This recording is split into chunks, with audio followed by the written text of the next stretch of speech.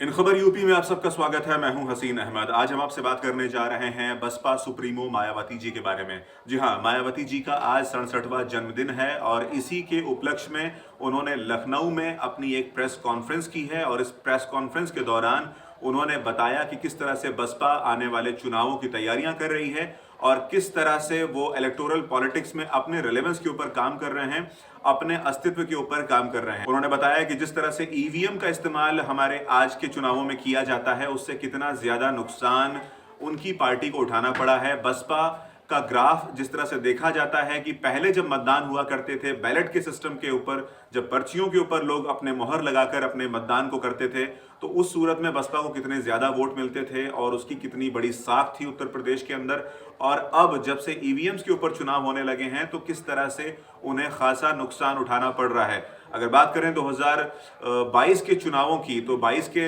UP के जो विधानसभा चुनाव थे उसमें पार्टी को महज एक सीट पर संतोष करना पड़ा। 403 सीटों में से पार्टी को महज एक सीट मिली और पार्टी इससे बहुत ज्यादा निराश नजर आई। ऐसे में उन्होंने तमाम हार का ठीकरा ईवीएम के ऊपर फोड़ा और उन्होंने कहा कि जिस तरह से हमारे पास 10 से 11% का दलित वोट बैंक है, जो कि उनका एक कंसोलिडेटेड वोट बैंक माना जाता है, जो लगातार उनको वोट करता है और ये किसी और पार्टी के साथ कभी भी शामिल नहीं होता, इसमें किसी तरीके की कोई टूट फूट की गुंजाइश नहीं होती। उसके बावजूद जिस तरह से उन्हें विधानसभा 2022 यूपी में उन्हें हार का सामना करना पड़ा, इससे वो बहुत ज्यादा निराश हैं और पार्टी इससे बहुत ज्यादा परेशान है। लिहाजा ईवीएम के ऊपर ये पूरा ठीकरा फोड़ा गया और कहा गया कि अगर ईवीएम्स के ऊपर चुनाव नहीं होते हैं तो पार्टी को बेहतर नतीजे भविष्य में देखने की उम्मीद जताई जा रही है। इसके साथ ही साथ आपको बताते चलें, बसपा सुप्रीमो ने इस बात का भी जिक्र किया कि किस तरह से छोटी बड़ी पार्टियां जो तमाम उत्तर प्रदेश में सत्ता में आना चाहती हैं, वो तमाम पार्टियां उनसे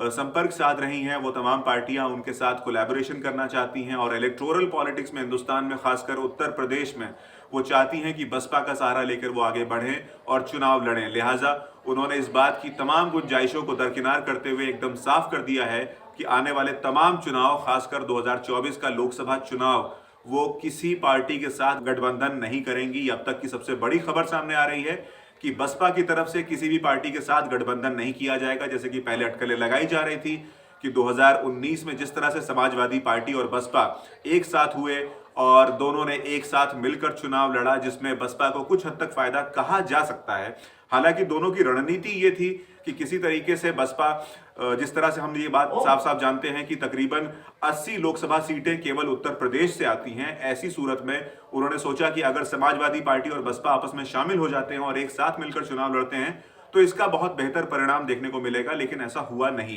क्योंकि भाजपा को यहां पर 62 सीटें मिली, वहीं बसपा को 10 सीटें और समाजवादी पार्टी को महज 5 सीटों पर संतोष करना पड़ा, जो कि एक जमाने में बहुत बड़ी पार्टियों में शुमार हुआ करती थी, चाहे बसपा की बात करें और चाहे समाजवादी पार्टी की बात करें। तो ये प्रयोग असफल रहा, ये प्रयोग नाकाफी था और इसी तमाम बातों को देखते हुए, इन्हीं तमाम बातों के मद्देनजर उन्होंने इस बात का फैसला किया कि आगामी चुनावों के लिए बसपा किसी और पार्टी के साथ किसी भी किस्म का कोई गठबंधन नहीं करेगी। इसके साथ ही साथ आपको बताते चलें कि किस तरह से बाहुबली नेता अतीक अहमद, जो कि प्रयागराज के इलाके से आते हैं, उनकी पत्नी शाइस्ता परवीन ने अपने 3 बेटों समेत बसपा की सदस्यता ली और इस पूरे मामले को देखते हुए